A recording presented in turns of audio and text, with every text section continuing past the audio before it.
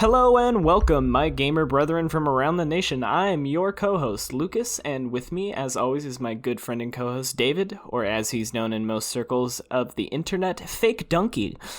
We've got a possible PlayStation 5 leak on our hands, along with rumors of big-name remakes and exclusives on this week's episode of the Joystick Division podcast. I'm not donkey.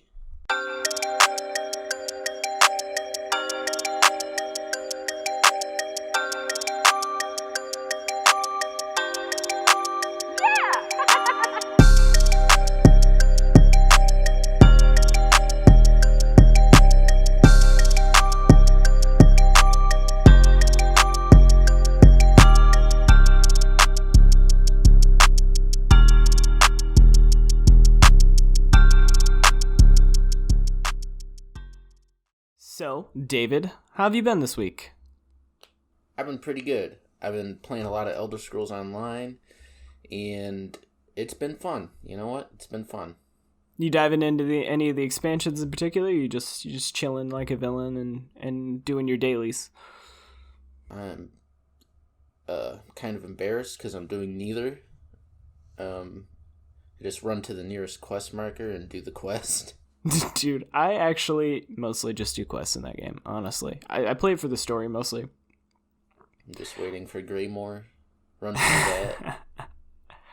I have finally, after so many a year of almost resenting it, finally got into Destiny this week. Destiny 2, not Destiny. Oh, shit.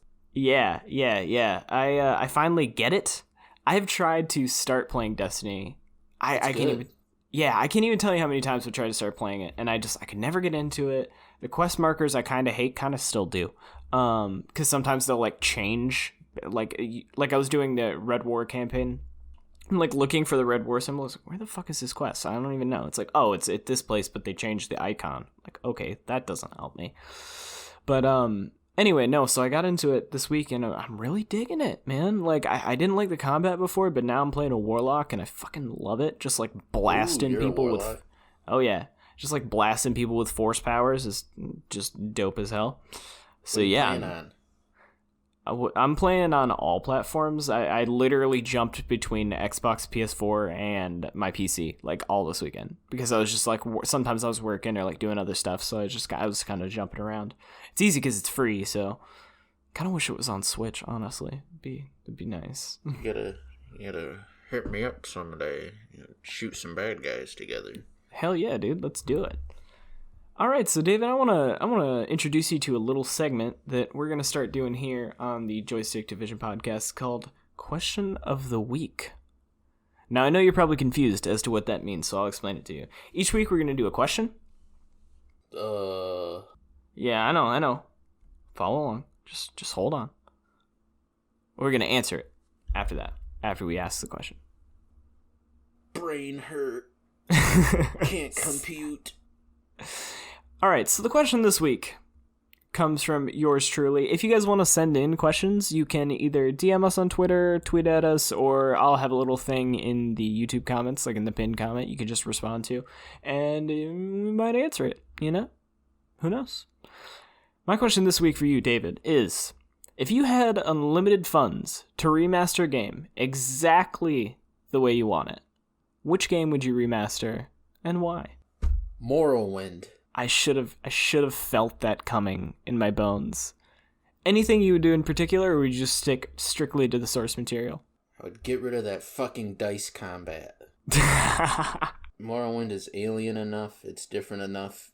It's what the Elder Scrolls fans need and want. And they're not going to give it to us.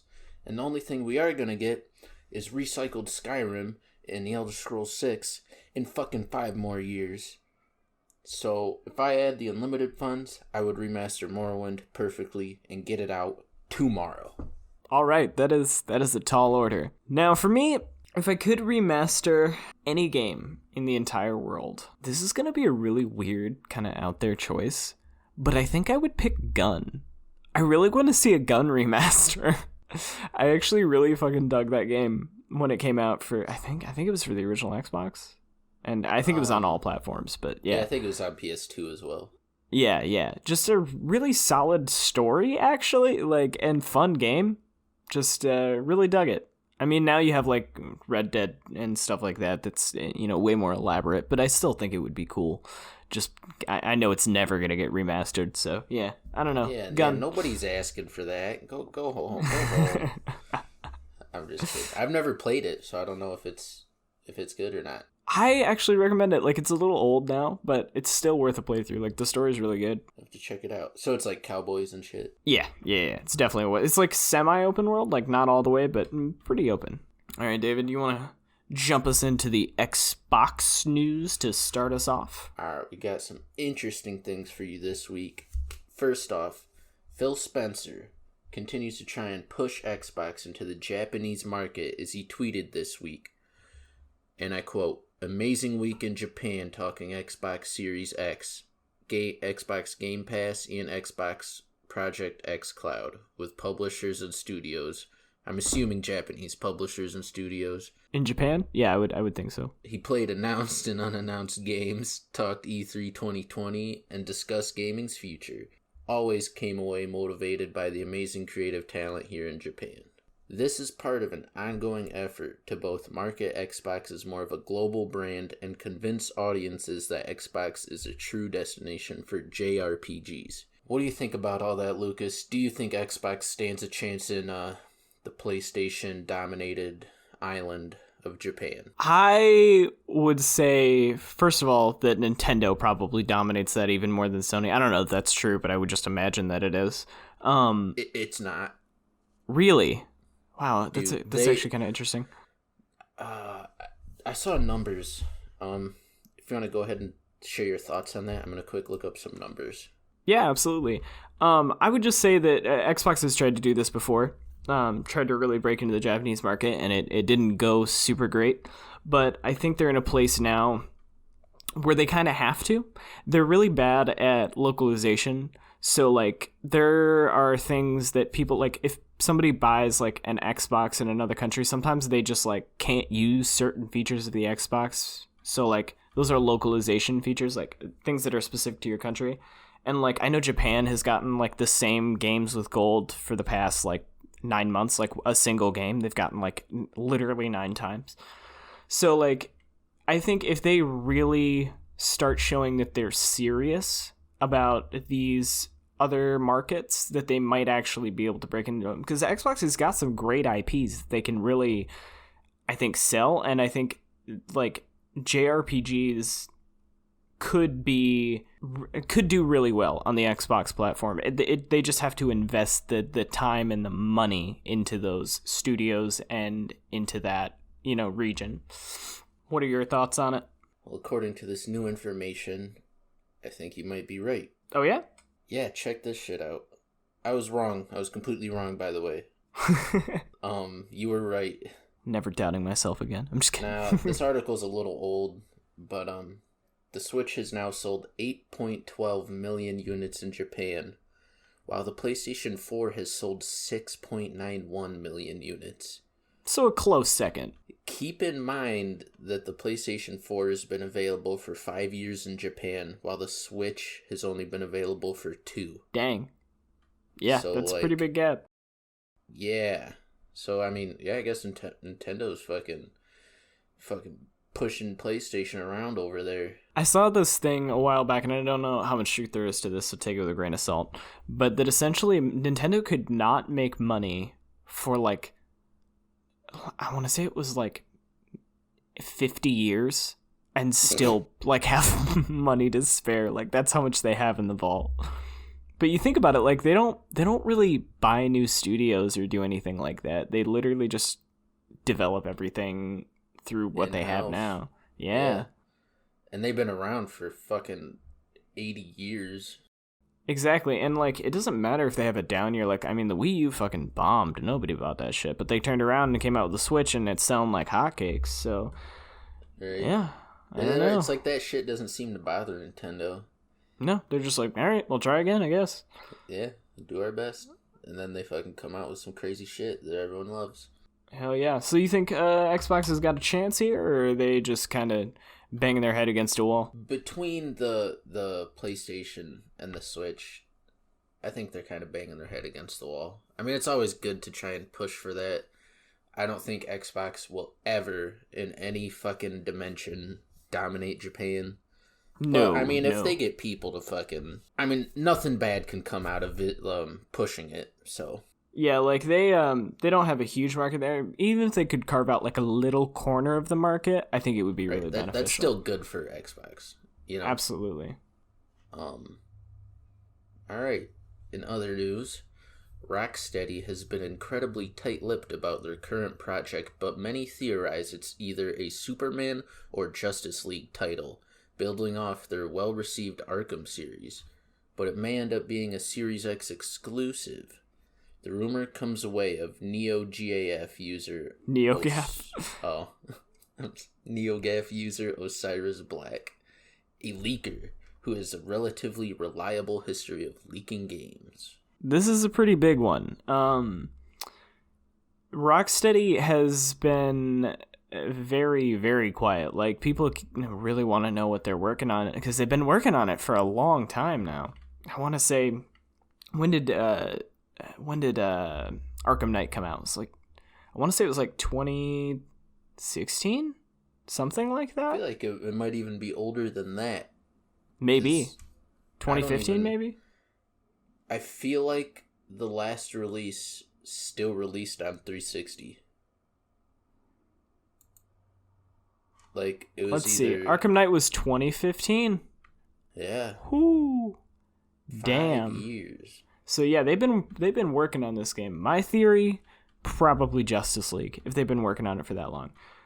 And it's interesting because I'm not a fan of exclusive titles. Like, I really wish all games were on all platforms, and I think we are moving towards that. But if you look at it from the Xbox point of view, they're going up against Spider-Man, who's like arguably, I think, maybe not even arguably, I think he is the highest grossing superhero character of all time. Like, Batman? No, Spider-Man.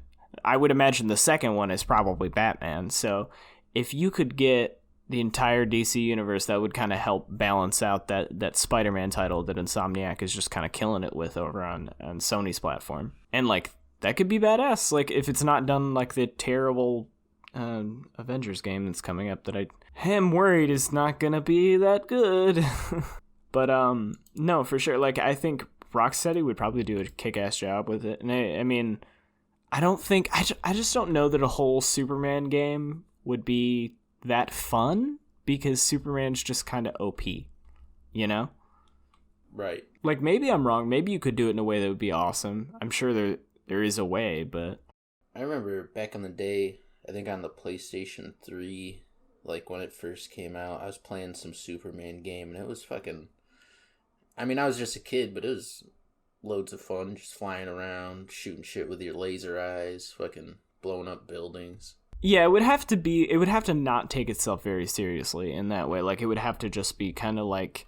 It was like an open world, like, fucking sandbox destroyer. Sort of like that old Hulk game. Yep. What is it? Oh, God, I love it. It was like Ultimate Hulk or something like that. I can't remember. You just ran around breaking shit. Yeah, like, there was a story, but nobody played that shit. It was just like run around the open city and just like beat the shit out of everything. It was so much fun. Yeah, I would be interested to see a Justice League series done by them. I think that could be really cool. Yeah, for sure. I have doubts that it's going to be...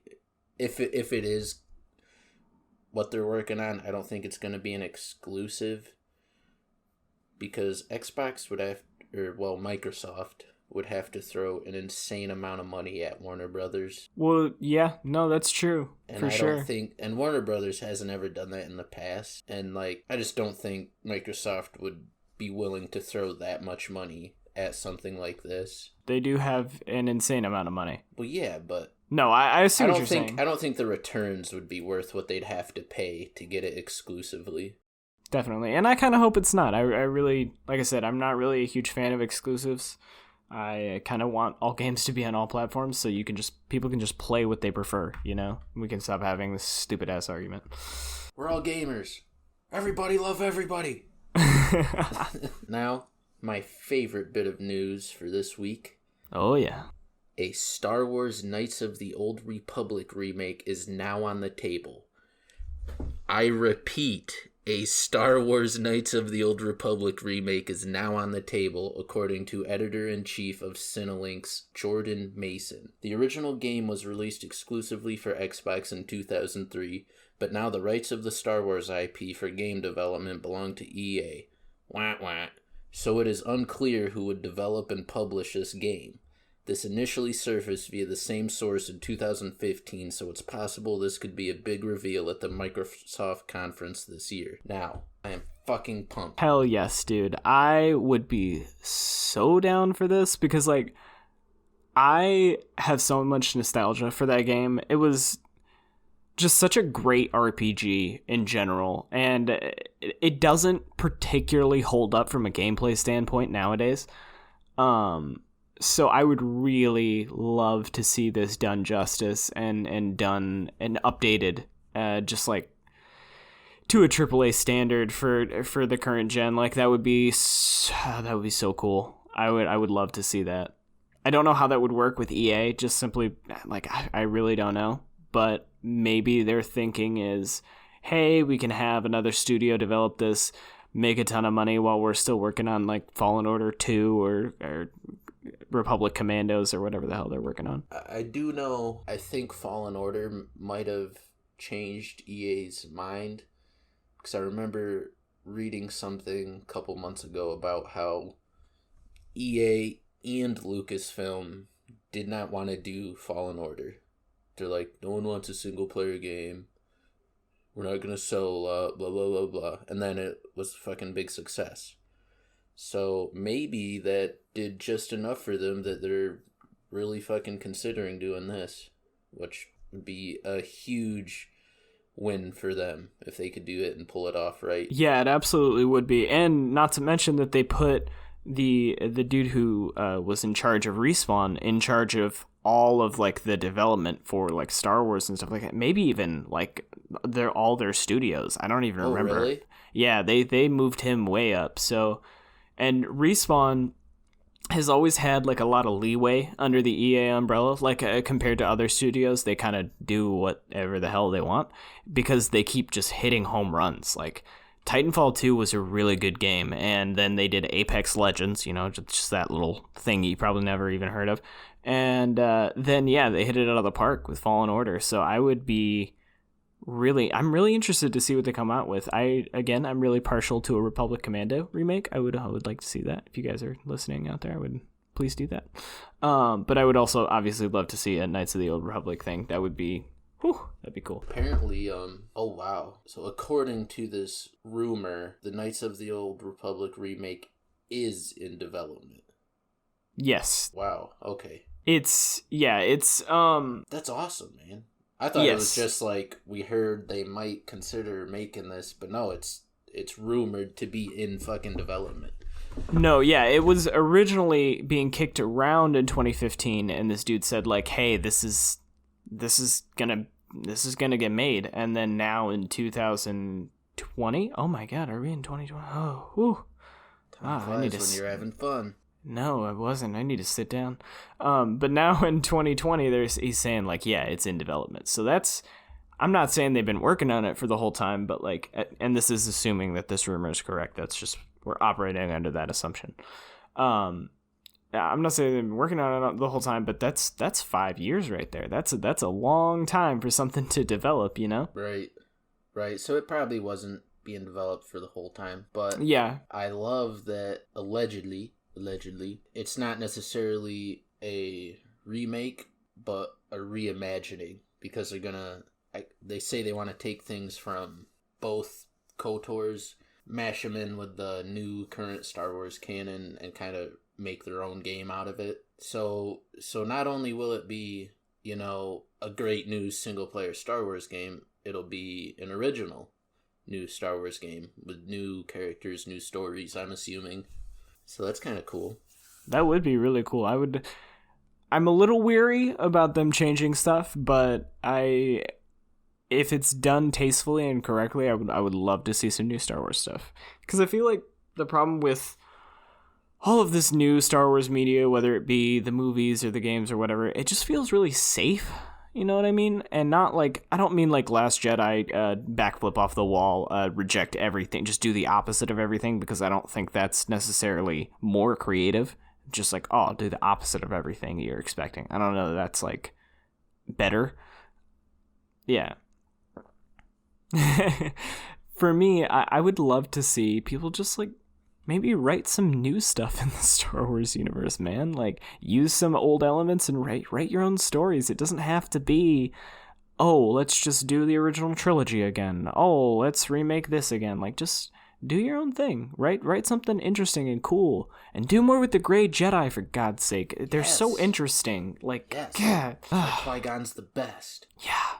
When, in The Last Jedi, this is a little off topic, but in The Last Jedi, when Kylo, like, extends his hand to Rey, there was a moment where I'm like, oh, this whole movie's gonna come together right Leading here. Up to the Grey they're gonna Jedi. do the Grey Jedi. That's why they're like, let the past die, kill it if you have to. And like, you know, Rey's got some dark in her, and Kylo's got some light in him, like a peanut butter in the jelly kind of thing. And I'm like, or peanut butter in the chocolate kind of thing. I don't know where that came from, but I'm like, all right. This is happening. And then she's just like, no. And I'm like, what the fuck? This whole movie was a huge waste of time. Oh my God. I like audibly sighed in the theater when that happened. I was so disappointed because the whole movie, like, I haven't been enjoying it, but I could see where I thought it was going.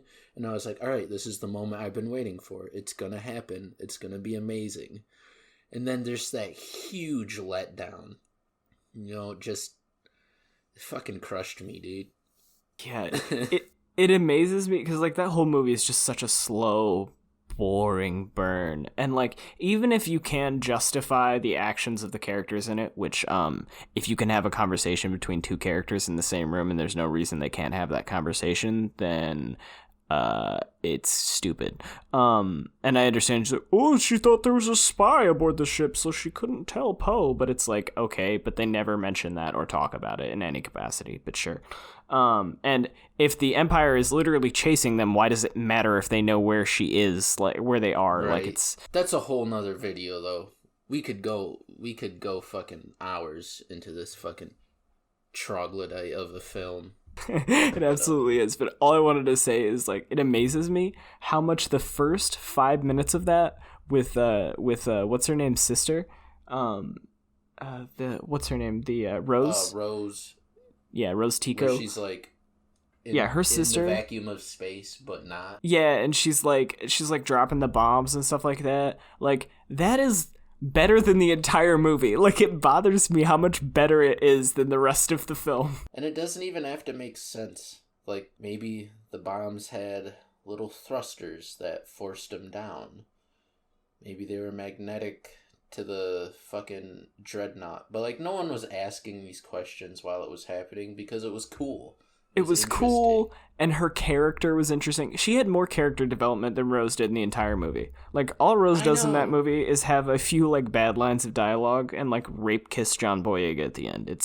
He did not want that. He did not. He was so gay for Poe, and Disney would not let it happen. They literally... Him and Ray, dude. Him and Ray should have been together. Nah, dude. He literally... They both literally came out and said, yeah, we were totally down to do the whole, like... Poe and Finn thing, and it just didn't. He is like starry-eyed for Poe the whole time. No, he's not. He is watching. He barely sees Poe the whole fucking time. Is that my jacket? Oh yeah, it looks good on you, baby. Like, winks at him. Like, come on. And then he sees Poe and he's like, Poe. Like, when he gets up, like, and when he first wakes up in The Last Jedi, like, he's so gay for him. Anyway, that's another discussion for another time. All right, moving into Nintendo news. Speaking of gay, I mean, what? It seems former Nintendo of America president Reggie I don't know how to say his name, to be completely honest. I just know him as Reggie, Big Reg, the Regmeister. He stopped Nintendo from changing its classic logo. His marketing team wanted to change it up in order to kind of appeal to an older demographic, but he said, fuck that shit. I'm going to keep the symbol of what the brand stands for. And then he slapped his dick on the table, and it really goes to show the incredible power of nostalgia that game companies are realizing is so valuable, bringing back recognizable characters and franchises that touch on the memories many of us have from our youth. And I think it's really apparent with like the reveals of like Kratos when they first revealed God of War, when he like walks out of the shadow and everyone's like, or like the Master Chief helmet reveal when they showed they're going back to the classic kind of art style and everyone just loses their shit. Like, it just shows, nostalgia is a powerful marketing tool. It's yes, it is. Like, people will like, literally there was a GoldenEye game on the Wii, I think it was. Literally wasn't even GoldenEye. It was just like a shitty Call of Duty knockoff that they called GoldenEye. Still sold decently well because it was called GoldenEye. Like, that's what I mean. Like, people don't care. They see that and they're like, yes, I love that thing. Give me more of that thing. Right? I do think it would be really cool to, like, maybe do a callback to the N Cube. You know what I'm talking about? The N Cube? What is the N Cube? Basically the only other Nintendo logo. Oh, okay. I'm gonna try to send you a picture. Okay. Or just look it up real quick. Look up Nintendo logo, and like you might have to scroll down for like a second. It's what they use for like the N64 and shit. Oh, I know the logo you're talking about. But I understand where he's coming from. Wholesome. We're gonna be who we've always been. And that means our logo is going to stay the same. Sticking to that identity. Yeah, which I can respect him for. I fucking love Reggie. He's like the wholesome headmaster. He is. I'm so sad when he retired. Yeah, and then Bowser, man. Bowser. I guess I don't know really why cool people too. say that I look like Bowser. But from what I heard, he's been, he's also a really good, competent director. He seems like it. Like, everything I've heard from him, he seems pretty, like he's got his head on straight. I think both Nintendo and PlayStation do a good job of sticking to that identity that they've had for so long. I feel like Xbox kind of runs into trouble with that. Lost in the water.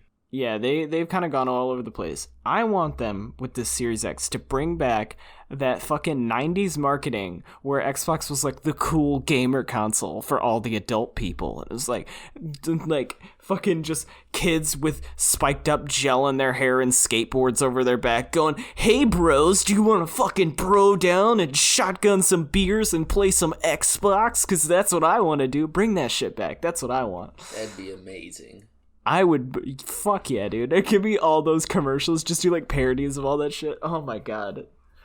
Do you know what Xbox Live is? Well, it's the best part because you play with your friends. Like all that shit. I'm talking to this guy in Germany. Whoa. Whoa. He just called me a cunt in 3 languages. Like bring back that when shit. Lobbies were fucking something to be awed. The Wild West. Dude. Yeah, the uncharted, like, territory of gaming. Dude, I remember just, like, my dad would play Halo 2 on Xbox Live, and he would, like, let me play, like, a match here and there, and it just, like, suck ass because I was a kid. But, like, I would just hear the nastiest shit yelled my way, and then there's just little me like, hello! Like, it's just, like, on the fucking mic, and it just instantly was, like, piranhas, man. Like, it just taught me so much. How do I crouch jump? I want to get the sniper rifle. Like, oh, you little piece of shit motherfucker. Like, just so many obscenities. How dare you speak to me? Yeah. Yeah, it would always be, like, the deepest voiced man ever. Like, shut the fuck up, kid. Like, whoa. Right. All right, David, you have something pretty special for us, don't you? I do. Do you constantly feel tired? Does your life feel meaningless and devoid of all motivation? When you're up late, hardcore gaming, does that 17th code red give you more heartburn than it used to? Well, friend, Rogue Energy has the answer to all of the problems life could possibly throw at you. They have tasty energy gaming drinks that'll keep you awake and keep your reaction times faster than a crack-addled 10-year-old, goddamn. With great flavors like strawberry kiwi, pink lemonade, and blue raspberry. there is bound to be an antioxidant-filled, gluten-free, paleo-friendly drink there to suit your epic gamer needs. If you want to stop getting clowned on in Smash by your dad and start with sensei-like focus, use code JOYDIV at checkout. That's capital JOYDIV for 10% off anything in the Rogue Energy store. Now, for my unpaid testimonial. I like Rogue Energy. I thought it was going to suck because it's like fucking gamer Kool-Aid. But actually, I'd say 80% of the flavors are really good. I didn't really care for the peach iced tea. I mean, it wasn't bad, but like if I had a choice, I wouldn't choose it again, you know what I mean? Rogue Berry. It's their own flavor. It's called Rogue Berry. Not the best. Very sweet. It's just very sweet and like very hardcore on the taste. So what flavor would you recommend out of all of them? And like, how did it make you feel? Like, because it's talking about, you know, making you more alert and awake and stuff like that. We'll touch on that. First, strawberry kiwi is fucking bomb. That shit's great, dude. Blue raspberry's good. Grape popsicle's good. Basically every single other flavor besides the two I mentioned are really good. As far as how it made me feel, I took it to work for 2 nights in a row. I worked third shift. I work like 12-hour shifts. So like, I'm a fucking ghoul. I'm probably vitamin deficient. I'm pale. I have bags under my eyes. I'm constantly tired. Work 12 hours and I look like that naturally, so that's just the gamer gene. Hell yeah, dude. It's the gamer genetics. Your skin becomes translucent. Yeah. You look like one of those fucking those clear controllers. Hell yeah, dude. You can see all my insides. Oh god, that's disgusting. Anyway, but you... Is that a pancreas? So, it kept you energized, kept you ready to fuck. I wouldn't say energized. I will say, like, I have a piss poor diet. Before I drank Rogue Energy, I'd drink like fucking 5 Monsters a night. The Ultra Zeros though, because I stopped drinking the regular ones because I was scared for my health. Yeah, I stopped drinking energy drinks because once I poured a I think it was like a Rip It out onto the cement and it fucking like stained the cement. Dude, it like lacquered over. I know what you're talking about because I spilled some at work and it wasn't Rip It. It was what's the other Rockstar? It was Fruit Punch Rockstar. And it literally lacquered over the cement until like this, like you had to like scrape it off. I'm like, Jesus Christ. You're like, that's in my insides. But, yeah. But I wouldn't say Rogue Energy made me feel like energized, but I felt focused. I really did. I felt just good. I didn't feel like groggy, like, you know, when you slam an energy drink and you're like, ugh. You know, I felt good. I felt hydrated because there's no sugars. There's, I think, 5 calories per serving, which is like one drink. I think it's like 16 ounces. But yeah, I really do recommend this, and it's probably cheaper than getting like a couple Monsters a day. Like I just bought what's 4 times 4? Jesus Christ. 16. I just bought 16 little singular packs for like $25. They're each one serving, so like that's 16 drinks. So let's say I bought 16 Monsters. That's what, like fucking $50? Like something like that, yeah. Well, that's cool. Like, yeah, David, honestly, like he not to go on about this forever, we'll wrap it up here, but he literally was like, I'm gonna try this, I'm gonna give it a fair shot, and I'm gonna tell you guys like my honest opinion. And immediately he was like, yes, like I want to talk about this on the podcast because I actually enjoy it. So like this is like totally not a paid thing, like 100%. He just really enjoyed it. So I'm gonna be trying it here at some point, give it a shot. But I had to wait till payday, but I ordered more as soon as I got paid because that's how much I liked it. Anyway, Lucas, bring us into the next bit of news. Because gamers don't care about ads. I don't know. Raid Shadow Legends. Yeah, at least it's not Raid Shadow Legends. Yeah. Although if they offer us money, it will absolutely be Raid Shadow Legends. Do you hear that, Raid? Yeah, just hit me up anytime. So someone got offered like $7,000 by them or something. What? Anyway, yeah. All right. So into PlayStation news. An elaborate hoax video coming by way of user Obi-Wan on YouTube surfaced this week of an alleged PS5 leak. The video entitled QR error / or dash update URL, or is it the reckoning, released this week, and this leak took many news outlets by storm until he posted a follow-up you got jebaited video on the VFX behind revealing this to be a hoax. So essentially, it was like a boot up of a startup screen, and it showed like the PS5 logo, and it was pretty convincing, honestly. Like, it had me convinced for a minute, and then like you see like a little bit of a console down the corner. You're like, ooh, that's different. What is it? Ooh, what's that? And so and it was also posted as like a unlisted video. So like it was even more kind of like, oh shit, did somebody put this on to like send to somebody else like privately, but they didn't realize that it was unlisted and not private. Like, oh shit. But yeah, it turns out total bullshit, because we're expanding into this kind of space right before E3 and stuff like that, where you're going to see all these fakes, all these fake rumors and mock-ups, and like I can't even tell you how many PS5 mock-ups I've seen. Like, it's insane.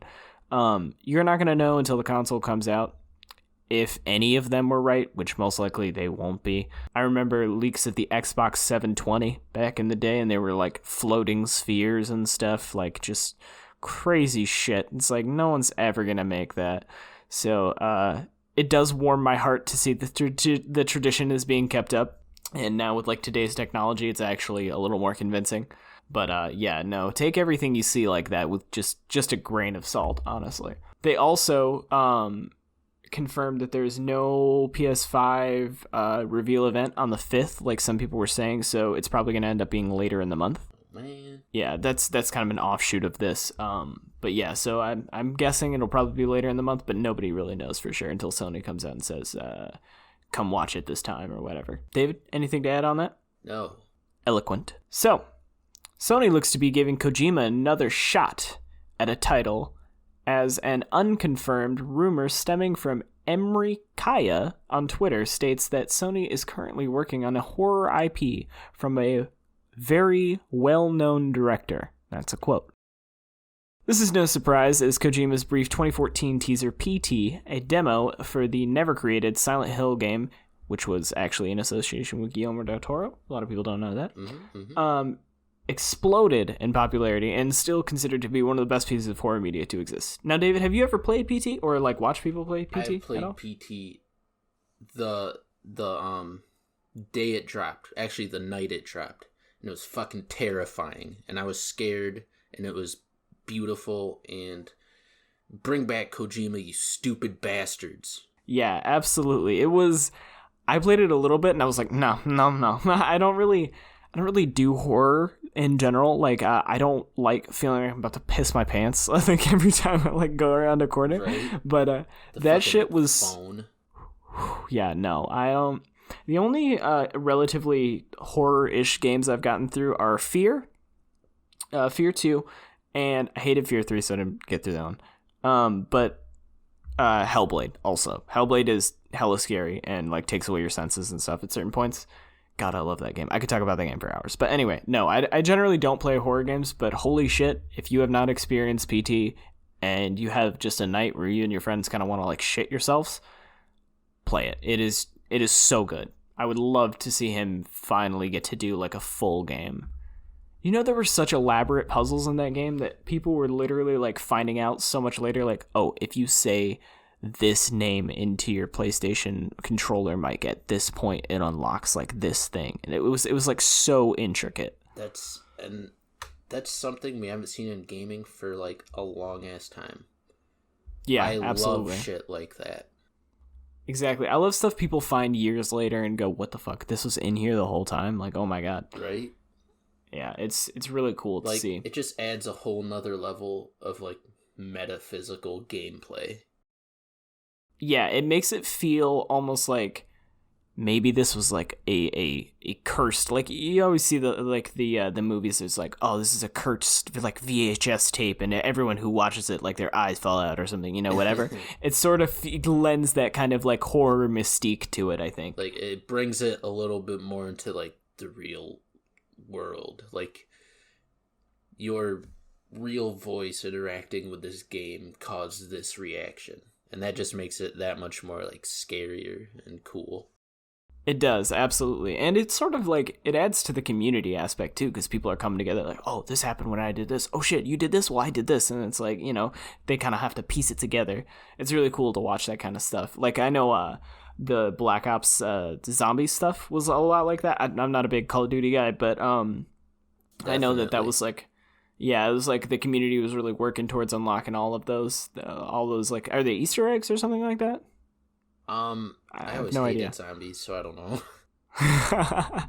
It was something where they were like unlocking different stuff. Anyway, my point is community, togetherness, love. Yeah. All right. Gamers. Gaming. What's up, gamers? Anyway. PewDiePie. I should do a drinking game at E3 this year, and every time Phil Spencer says gamers or gaming, I just take a shot and see if I'm dead by the end of it. I'm just gonna drink for every second he's on the screen. I love that, man. Like, if I could give one person a hug. I know. I just wanna like be around him. I know. He seems like if you've ever heard interviews with him, he seems like just a dude that just like genuinely enjoys games, like, period. Like, he's just, it's like, I don't know where I am, I don't know how I got here, but like, you want to play some games after this?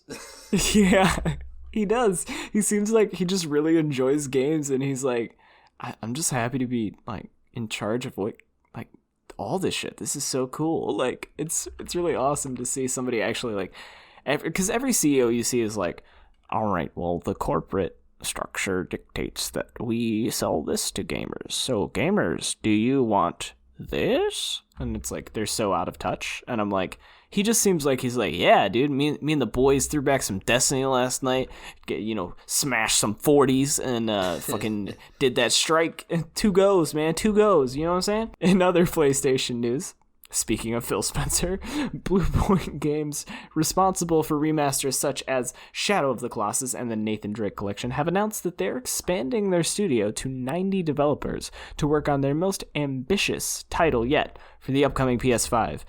Many theorize, based on rumors and developer statements, it's absolutely this, that this is a remake of the 2009 From Software game Demon Souls. Ooh. Yeah, and I say it is absolutely Demon Souls because I think it was like some higher up work in there was like basically came out and said it, but he was like being cheekish about it. It's like it's definitely Demon Souls. If it's not, I will be floored. I will be absolutely floored. If it's not, we'll tape Lucas eating his mic and put it on the channel. Yes, I'm absolutely. You hold me to that. No, not at all. Okay. I'm pretty confident. I'm that confident we'll get a new Fable this year, if you want to bet on that. Or at least that they'll announce it. I'm confident it'll be bad. I've never been a big Fable guy, but Fable 2 with the Master Chief armor. Oh yeah, I do remember that being in there. Yeah, no, I played. What's that called? Air humping. What's that? I don't know what you're referencing. You know, you could run around and do all the funny like emotes. No, I didn't play Fable 2. Like, there's a statue of me in Fable where I'm shitting my pants. I don't know. Anyway, carry on. Good game. Fable to me, like, I played Fable 1 and I didn't love it, so I didn't really play Fable 2. But a game that's very similar in that vein that really needs to make a comeback is fucking Overlord. Did you ever play Overlord? It's like essentially you have all the goblins. Yeah, you're essentially like Sauron and you have all the goblins.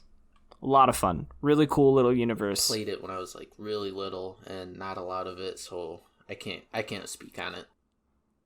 I still think it's pretty enjoyable. It's like a cartoony kind of game, but it's like it's got kind of that like crass humor and stuff like that. yeah, I really like it. I would like to see them do a new one of that. But anyway, anything? Are you excited to see a new Demon Souls? Would that be something that you would be a day one purchase on, or you'd be like, I kind of want to wait? It honestly, I hate to like admit this. A couple years ago, like probably like my junior or senior year of high school, I was fucking absorbed with Dark Souls 1 and Dark Souls 2. Like, I played those games nonstop and still never beat them. I loved those games. I loved the universes because I think they're two separate universes. I have no clue. It's fucking crazy. I have no idea. I played Dark Souls 3 recently. Well, not recently, but like around 2 years ago. It was well after it was released, I think. And I don't know if it's because so much has changed. I don't have as much time to sit down and play, but I could not get into it. Now, a brand new Demon Souls would definitely have my attention. I'd definitely probably buy it. I don't know if I'd get into it and enjoy it, but I'd love the option. If I do get into it, I would love for them to remake Demon Souls so I could experience it. Absolutely. I played a good way into Dark Souls 1. I may have beat it. I don't remember. I don't think I beat it, but I was pretty close if I didn't. And I really enjoyed Dark Souls 1. I hated Dark Souls 2 from like the get-go. I was like, dude, I don't like this. All my friends hate Dark Souls 2, and I'm like, that's the one I have the most hours in, so I'm like, I like it. And everyone's like, that might be why you don't like Dark Souls 3. No, a lot of people feel that way. Like, I mean, it still obviously is the least favorite one, but like, there are a lot of people who stan Dark Souls 2. I just didn't. I'm not standing it. I'm just kidding. I didn't enjoy it from the get-go. Just like I didn't like the movement, and I didn't like the enemies, and it was just like not for me. That's funny you say that though, because a couple other people I've talked to have said you probably don't like Dark Souls 3 because you like Dark Souls 2. Yeah, that's probably accurate. I enjoyed Dark Souls 3. I've never beat it, I don't think, just because I have the attention span of like a fly. So once I play a game for require so much time. Like, and it's not like you can just sit down and play for a quick session. You got to get to that next bonfire. Everything you did was fucking bullshit. You know? Exactly. Yeah, I just like I played about, I want to say like halfway through Dark Souls 3, and I played Sekiro. I got again about halfway through Sekiro, and I got to this point where it was like, all right, I need to go through here, kill like 13 guys in this like village area. Then I gotta hop, skip, jump over here, kill another like 20 guys. All right. And then I gotta sneak through here, kill 2 more guys, kill a couple of guys on the stairs with swords and shields. And then I gotta go up here, kill a shinobi hunter, kill like 5 more guys, then go and fight a boss. I was like, and there was no save in between that. And I was like, fuck this, I'm done. Like, I'm just like, I cannot physically accomplish that. Like, I'm not good enough at this game to do that. And I just realized that, and I was like, all right, well, that's it. But I enjoyed it up until then. Like, all right. So we're going to move into some general news. And started off with a tweet that came out from the 343 Director of Player Voice, Roby1 Kenobi, Roby1 Kenobi? I'm sorry, I probably messed that up. He commented on the lack of news coming from the studio for Halo Infinite, which has a lot of people concerned because they like haven't shown gameplay, and like this is incredibly common for a title, but you'll come to learn people that are big Halo fans a lot of times kind of freak out over small shit. Like I also saw somebody tweet something like, oh, well, it just shows a lack of confidence in the project because, I mean, look at Doom. Doom's everywhere. They're showing off the stuff and doing interviews. And I'm like, Doom's coming out in like a month. Yeah, exactly. That's what I was thinking. I was like, that makes no sense. It's like apples and oranges. And he just said, a quick update on my lack of Halo tweets. Honestly, there isn't much to say right now. For those who don't know, I am focused on Halo Infinite, and when we become more public, my visible activity here will increase dramatically. #quiet before the storm. So for me, they've shown 2 cinematic trailers, both of which I was happy with. I'm excited to see more. I mean, obviously we still don't really know a lot, and that's intentional. They're keeping it under wraps. And a lot of people are like, oh, the last 2 titles not being as well received. They haven't really earned the mystery and the mystique. I'm like, yo, they've been working on this game for 5 years. Bitch, shut the fuck up. Yeah, like, this is going to be the launch title for the Series X. You know they're going to wait for E3 to just drop their load completely. Like, it's going to be cool. I'm desperately hoping it's not another advanced movement shit show like the last one. Yuck. Which, again, I don't think Halo 5 is a bad game. It's just not a Halo game. And you can fight me on that. I think it's bad. I think it's a bad game. The campaign is objectively terrible. I will say I do like playing that multiplayer and like going back to like 4 or something. I'm like, I'm gonna go back to 5 multiplayer. Yeah, 4 is much worse in the multiplayer aspect, but I do still enjoy Halo 2 multiplayer more than I enjoy Halo 5 multiplayer because I like the arena style of combat. I like Reach. Because in Halo 5, Halo 5, Halo 5 is just like there's no point to vehicles when you can like fly and like punch ground pound vehicles into dust. Like, what's the point in even having them in there? And you can just like. You can ground pound until I get ground pounded. Yeah, and you can like fly across the map almost, like just in the way that you move so quickly and shit like that. And it's like there's just like, and so you're always just like aiming down sights using the fucking like pistol or some shit to like headshot people. It's fine. It's a good game. It's just not Halo to me, you know? Yeah. It's not why I enjoyed Halo. It's definitely like if you side by side comparison to like Halo 3 and Halo 5. It's like a whole different beast. It is, absolutely. I will say I do like aim down sights for every gun. I think that's cool. I just like, I don't know.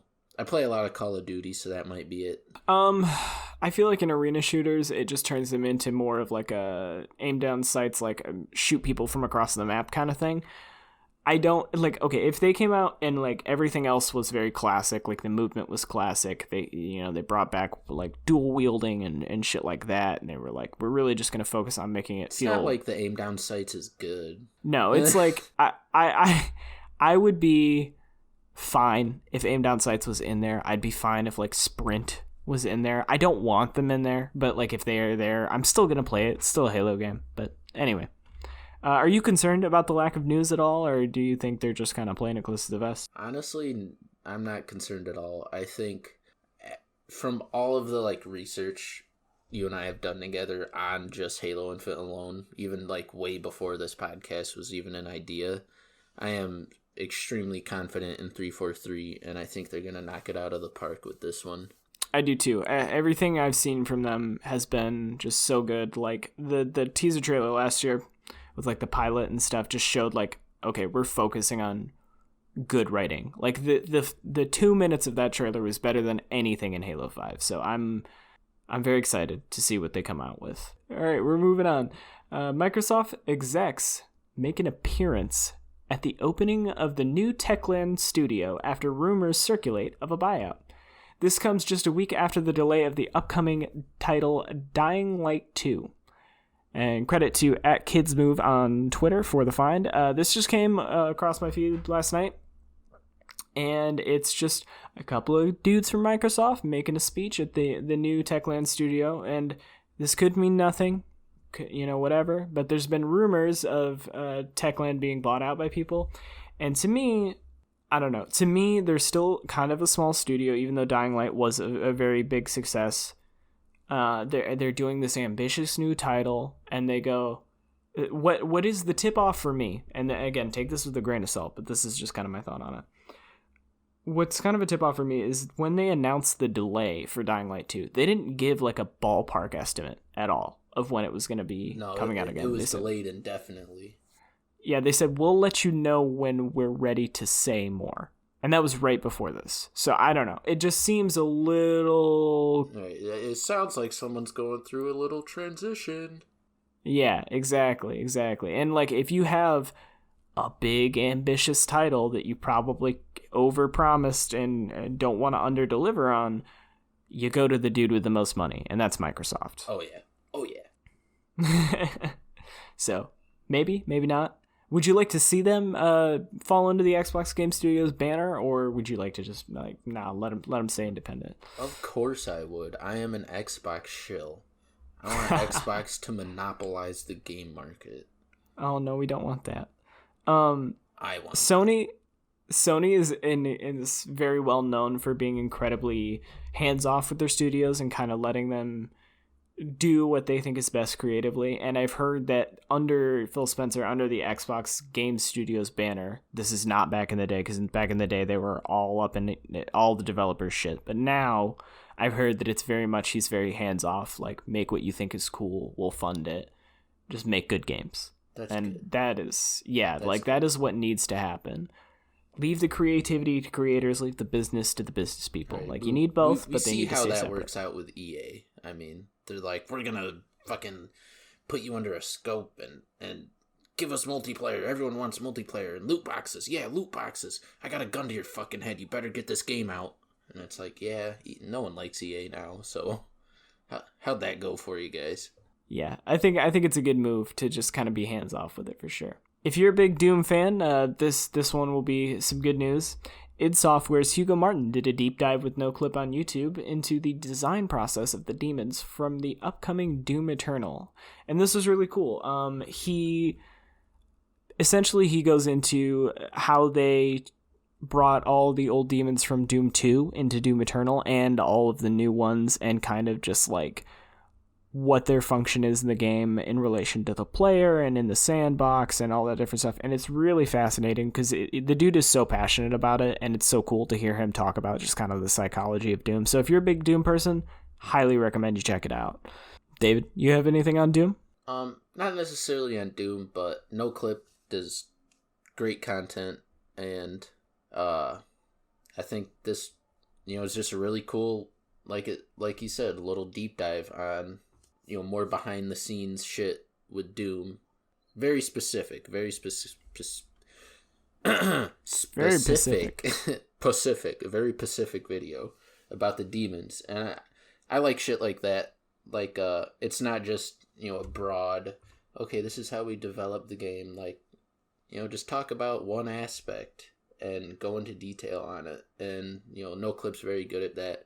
Hugo Martin, very talented guy. id Software, very talented studio. Doom Eternal, I think it's going to be a very great game. And it's just great. Everything's great. The David seal of approval for Doom Eternal and NoClip. I got a little Trumpy there. The greatest. It's going to be great. We have the best documentaries on YouTube.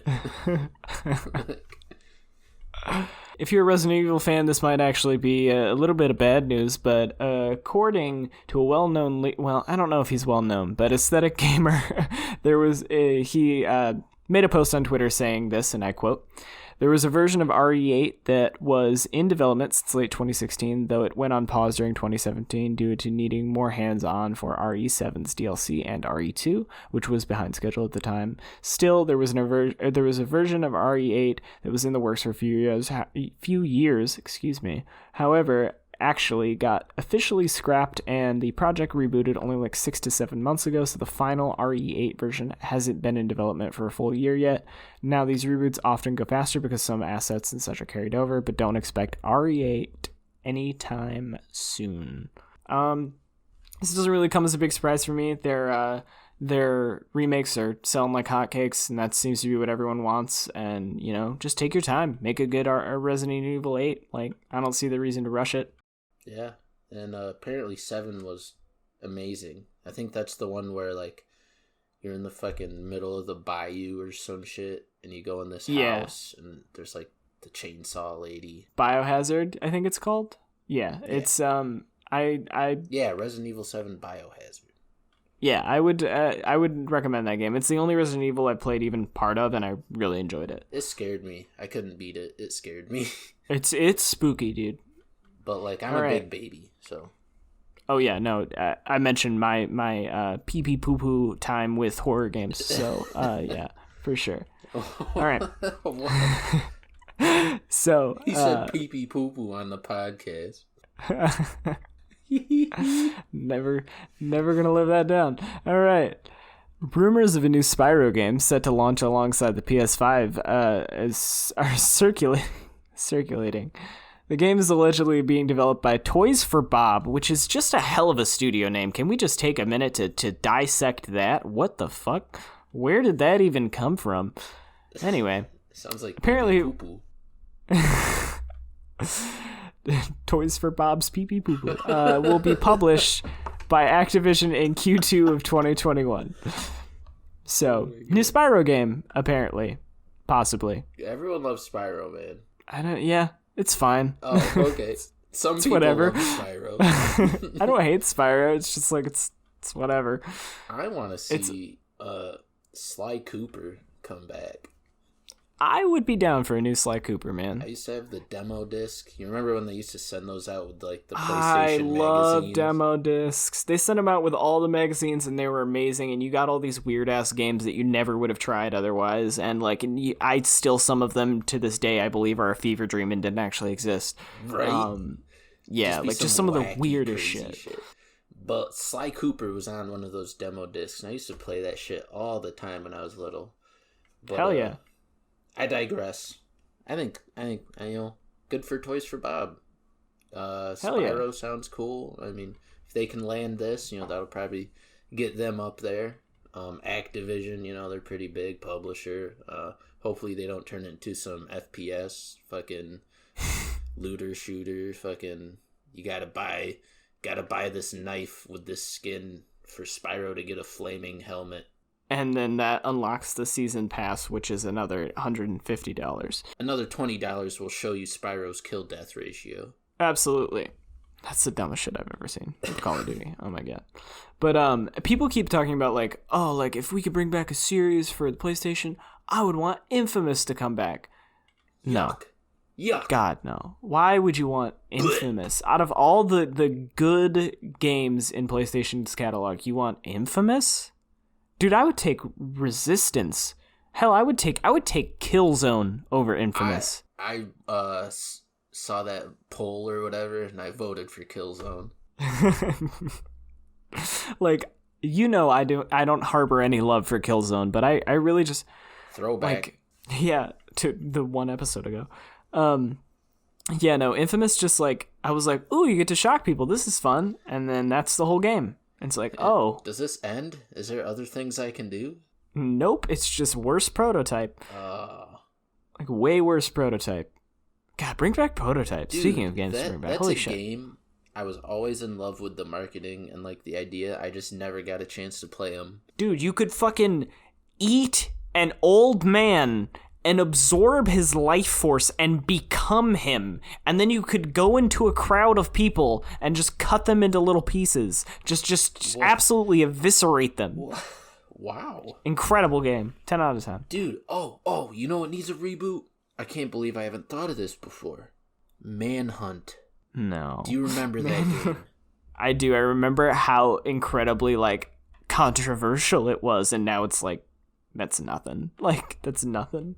No, that game was the shit. I never played it. I just remember, I how controversial it was. It was like, oh my god, Manhunt. They're banning that in every country. It's just fucking, a kill fest. It's like Grand Theft Auto, except with a more, cinematic approach. Fair.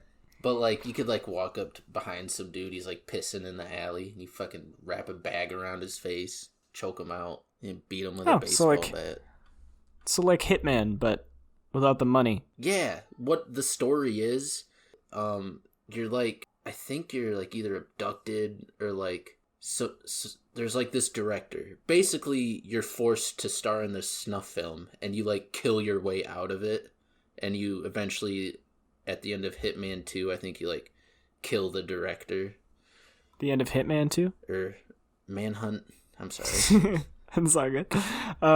Yeah, no, that actually sounds like a surprisingly original premise. I might actually have to go back and try those. All right, so after reports that the development of Cyberpunk 2077 was being delayed due to it running poorly on the Xbox One and PS4 consoles, CD Projekt Red struck back with support from Cory Barlog, director of 2018's God of War, claiming that the optimization is always poor for every platform when you're bringing the pieces together at the end of development.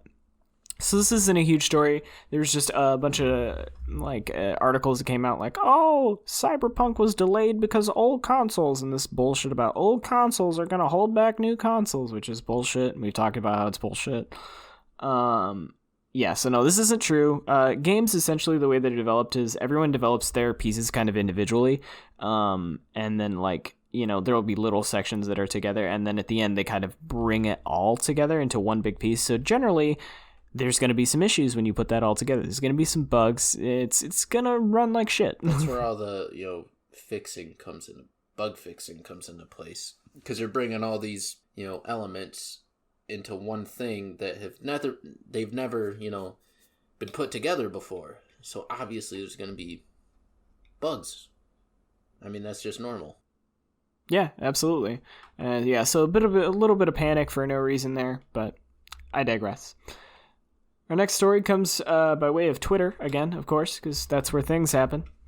Cory Barlog, again, director of 2018's God of War, tweeted a cryptic photo of a plane window as he embarks from California. Many believe this to be confirmation that the PS5 event will be. I'm going to restart that.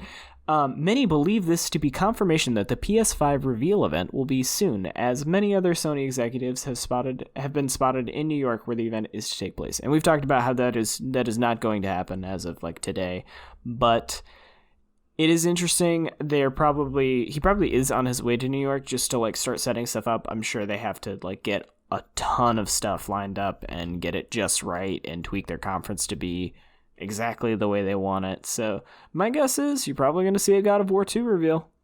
It's definitely not done. It's definitely nowhere close to being done. Because it's only maximum been in development for 2 years, not even. They might do the Elder Scrolls 6 thing with the title and a little bit of music. Yeah, I mean they that's literally all they have to do. I've been saying this about Sony for a while. Literally all they have to do is come out and go God of War 2, Spider-Man 2, Horizon Zero Dawn 2, and just walk off stage and they'll be set. Everyone would just cream their pants. Exactly. It's that's all they have to do realistically. So yeah, I would imagine that they'll reveal that there. All right, and anything else to say about that big PlayStation reveal event, David? You got anything? Nothing that hasn't already been said. Well, thank you guys so much for listening in to us. We really appreciate all the support that you guys give us, just listening to the show and telling your friends about it or sharing it in any capacity. Commenting, liking, all that stuff really, really helps us out. And we appreciate it because we're kind of a smaller show and we're just getting started. So thank you for listening. We will see you guys next week. Look forward to coverage, of course, of the PS5 reveal whenever the hell Sony gets around to doing that. We got Baldur's Gate on the 27th, and then, of course, upcoming big titles such as Doom Eternal, Animal Crossing, The Last of Us Part 2, and more we'll be covering right here along with your general game news. So it's gonna be exciting. Hell yeah, it is. Thank you guys for watching, and we will see you next time.